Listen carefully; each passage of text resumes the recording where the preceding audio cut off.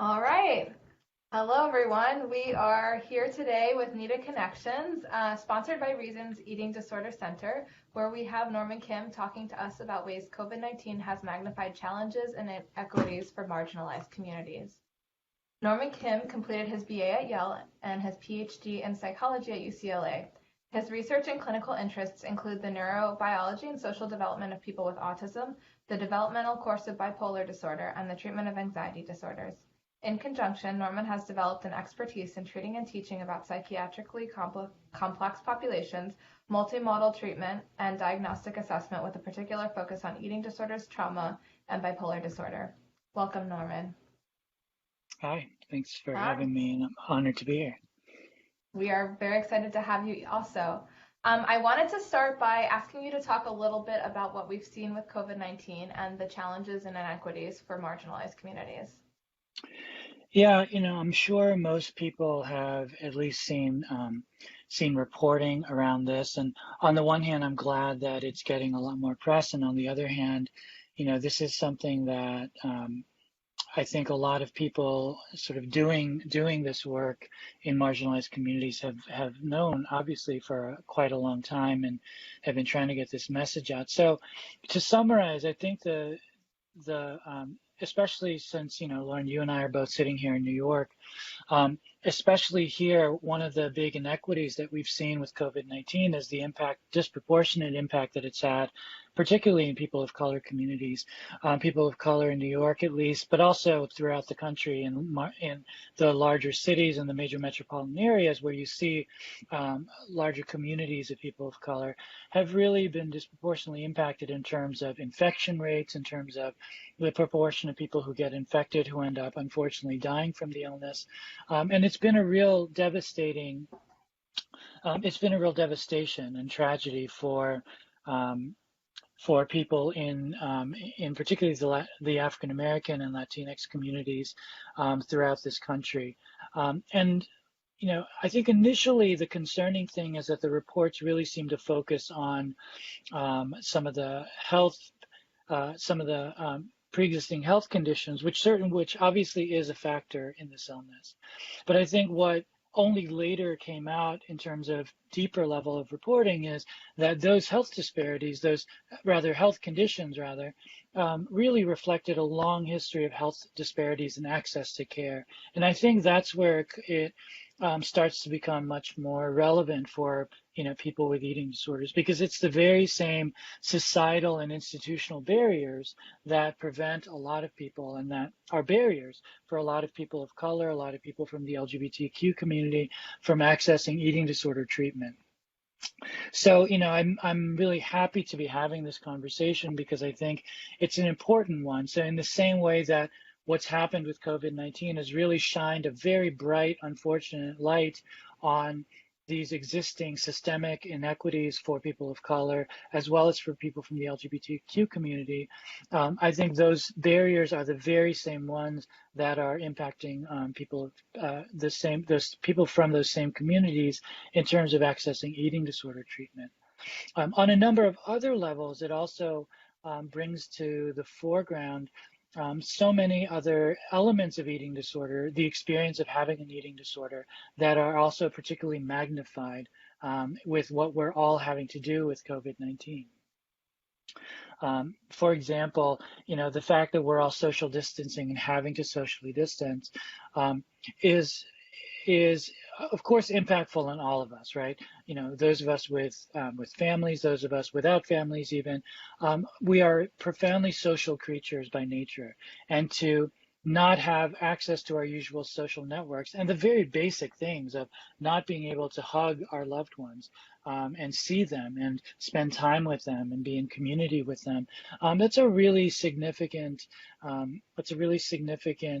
kind of impact, having a really significant impact on our collective psyches.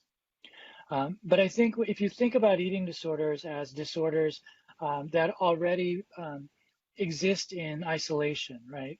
They exist in shame and isolation and disconnection. They result in a lot of disconnection. But for people with eating disorders who are on top of that, also sort of forced into this situation, as we all have been, to further sort of be disconnected, it can and really has been, as we've all seen, um, uh, a real impediment to recovery for those folks who are in the process of recovery, and it can really exacerbate their eating disorder if somebody's really still in the midst of their eating disorder. Um, and we're also seeing there's another layer of disproportionality in terms of how that impacts on people with eating disorders who also then come from marginalized communities. For example, and I think in talking about this interview, you mentioned a similar thing is happening on the NEDA hotlines, but nationwide on LGBTQ hotlines who service, who service particularly young queer people and queer youth, they're seeing similar patterns of usage in terms of thinking about a lot of especially a lot of young people who are in the LGBTQ community. They may not have a safe home to go back to if their families aren't particularly accepting, if they're not fully out to their families. That's been a big challenge. If that's the case and you want to access a hotline, for example, do you have a safe room in your house where you have privacy to be able to have these kinds of conversations? So I think they're seeing increased usage in their hotlines that don't in their hotline that are maybe more focused around chatting, which you can have a little bit more privacy with, and less usage of, phone hotlines, for example, which really require people to have access to some level of privacy. And I think the same can be true for people from a lot of marginalized groups where there are a lot of additional impacts of socially isolating and of quarantining that may not exist for everybody. And that's making, existing hardships even more difficult. So what can we do? Like, what can we learn from this? Yeah, I think the what can we learn from this question is a very difficult one and a challenging one. So, big picture wise, what can we learn from this? I mean, I know we're doing this along with most other eating disorder programs and, along with other organizations. So we've all moved to providing virtual treatment, right? And I think on the one hand, that's a really, I think that's going to be, something that allows better access to many, many people. So for example, I primarily work in higher levels of care, which means that someone typically has to either fly somewhere to go get treatment. They have to be able to leave their jobs if they need residential or inpatient kind of treatment. If they have kids, they need, childcare for their kids. But even something like IOP or partial hospitalization, you need to be able to be close enough to a program to drive to it. So on the one hand, moving everything virtually has really opened up the geographical barriers that a lot of people have experienced, which is a wonderful thing and a much needed thing. On the other hand, what the concern might be is that, this also relies on technology. I mean, even doing this conversation relies on my having good and consistent access to internet. It requires me having relative privacy in my house to be able to have this conversation with all of you. And that's not something that everyone has. So I think we do need to be a little thoughtful about making sure that the solutions we're coming up with don't exacerbate some of the existing socioeconomic disparities and other kinds of disparities that we know exist for a lot of folks from marginalized communities. So I think everyone's intention has been great in terms of trying to increase access and increase accessibility to people. But we also, in doing so, I think we need to make sure we're also being thoughtful about, in doing this, who are the people who are still being excluded and what can we do to help those people as well, and so that we're not creating a situation where the disparities only, we're just adding another layer of disparity for people. I think it would be a tragedy, and another big picture answer to this question, this really important question, it would be such a tragedy for us to not learn any lessons about the systemic barriers that exist, which are resulting in the disproportionate impact of COVID-19 on minority communities across the board. I think if we don't take a look a hard look at some of the systemic issues and the disparities and what it means to not have, better access to healthcare for all peoples. Where this is only going to this the consequences of these disparities are only going to get worse. And I think that would be another layer of tragedy upon the existing tragedy of COVID-19 that we've already felt across the board. This is only tangentially related to the question, but I saw, I think actually Dan Levy, who is an actor from a great show, Schitt's Creek, which just ended, and I think he had a lovely sentiment. I think so many of us have been kind of more angry about this whole question of like wearing masks or not wearing masks, and he had a lovely sort of reframe about it, which was, think about it as an act of kindness as opposed to something that you're being made to do, right? And I think that is probably the better way to think about it. You're wearing a mask to protect yourself, but also to protect other people that you might, unknowingly come into contact with, because we don't know what anyone else's situation is. And I think that general idea is something that also can be broadened. We're taking these actions, hopefully as an act of kindness, or hopefully with good intention. Let's also be even more intentional about it and think about all of the circumstances that we're not necessarily aware of. And even if even if it might seem a little inconvenient for us, whatever it is that we're talking about or thinking about doing, that to think about doing it just as an act of kindness for somebody else who you might not even know. And I feel like maybe that's a good way to approach all of these, real challenging things. And to be clear, I don't mean in any way to minimize the impact of this on all of us, right? I think this is, again, especially, you and I are sitting here in one of the hardest hit cities, and it's just, trying to get out with my kids and go to the park is anxiety provoking, and it's very challenging, and it's something that the sadness of and the grief of losing the normalcy of just being able to go for a walk and go to the park and all of those things. That's a very, very difficult thing to live through day after day. And that's something that we're all living through collectively. We're all grieving the loss of sort of our carefreeness and our ability to do all these normal things that we're no longer able to do. And I think if you're struggling with something on top of all of this, if you're struggling with an eating disorder on top of all of this, if you're struggling with, just in the context of this conversation, if you're struggling with the further context of just a life history of racism or homophobia or any of the other stigmas that people from marginalized communities have to deal with day after day on top of everything else that they're dealing with, it just magnifies the impact of this psychologically, spiritually, physically. I think that's something that's important for all of us to keep in mind. Yeah, those are helpful. And I think you talked a little bit about what we can learn from this.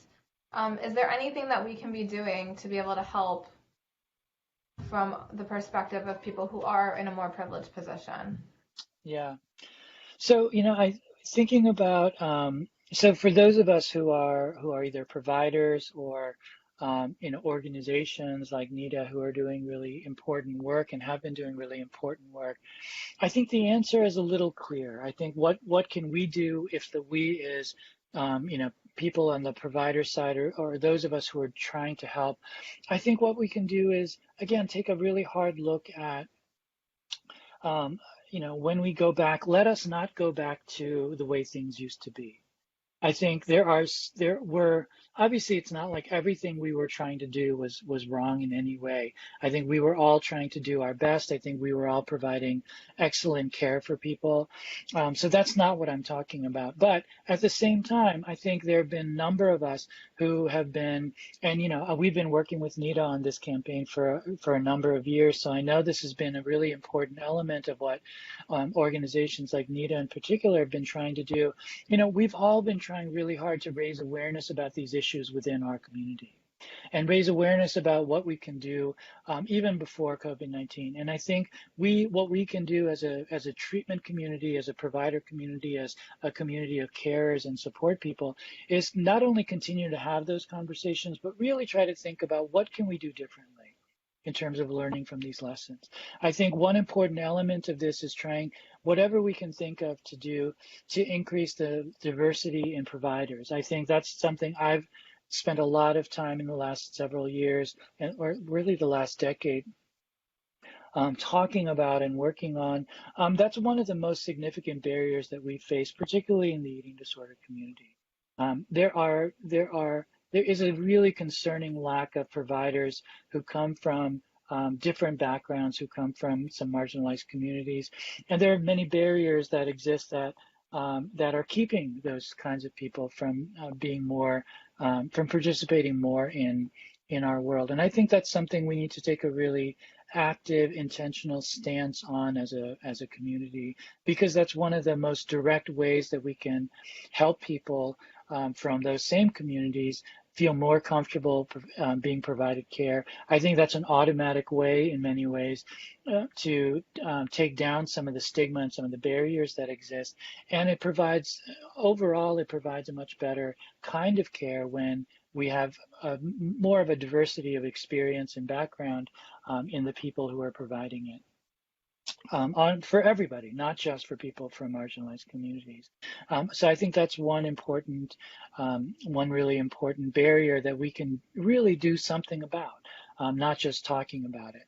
I think continuing to think and talk about, again, when we all eventually do go back to business as usual, hopefully it can be business as usual, but in a better way.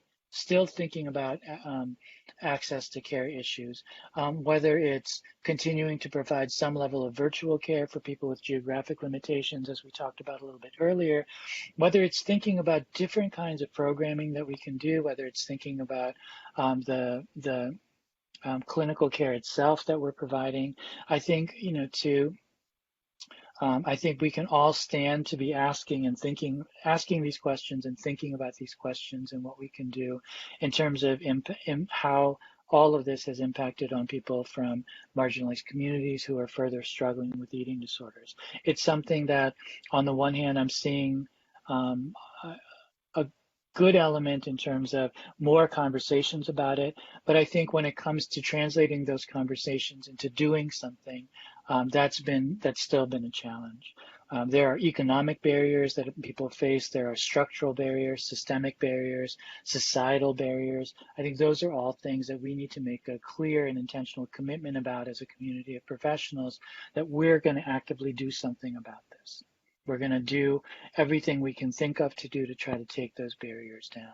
And I think that would be an amazing, positive, much needed thing that we can do for everybody struggling with eating disorders, not just people from marginalized communities, because it does impact on everybody. It's not just something that's going to benefit a small group of people by any means. Yeah. Well, thank you for chatting with us today a little bit about this. We're just about out of time. Do you have any final thoughts that you want to share with our community? No, I feel like the more people who are talking about this and really thinking about this, like I've seen a lot of like Facebook groups, for example, pop up, which has been great to see. People who are, I think we have a lot of lessons that we can learn from the activist community. And I think the HAES community, the Health at Every Size community, has actually been wonderfully outspoken about a lot of issues that have come up that really directly impact on folks who are struggling with eating disorders. And I think there's a lot of lessons that we can learn from how HAES has been responding to some of the like a lot of social media memes and things like that. So I think more of that would be is going to be really important. So the more that everyone can play an active role in those conversations and just educating oneself about the impact that this is having and how it might impact on eating disorders. Maybe that would be the last bit of hope. Whether you're somebody who is struggling or who has struggled, whether you're somebody who provides care or somebody who has a loved one who has struggled, I think the more involved you can get in these um, in these um, in these conversations, the better, because part of that is education, part of that is activism. I think there are great ideas about active steps that everyone can take that come out of those conversations. So I think that would be a real service to all of us. Um, it, you know, I, I think I think particularly in the eating disorder community, what we've learned is that listening to people outside of just people with initials after their names, like myself, for example, listening to people outside of just like the quote unquote professionals has been a real service, right, to our entire community. I think this is one place where that is absolutely true. Listening to people with lived experience, listening to people with who come from more the activist community, listening to people who come from outside of just our treatment community. That's how we start to think differently and to think bigger about these issues. And I think that's going to be an important lesson to learn from this as well. Well, thank you for speaking with us a little bit about this today, and hopefully this just kicks off the conversation for future thoughts and that this is really raising the awareness that we need. Yeah. Now, I want to thank everybody who's participated and taking time out of all of our busy schedules to listen to this conversation. And yes, I want to echo what Lauren just said. Like, hopefully, you can continue to have these conversations with other people in your lives.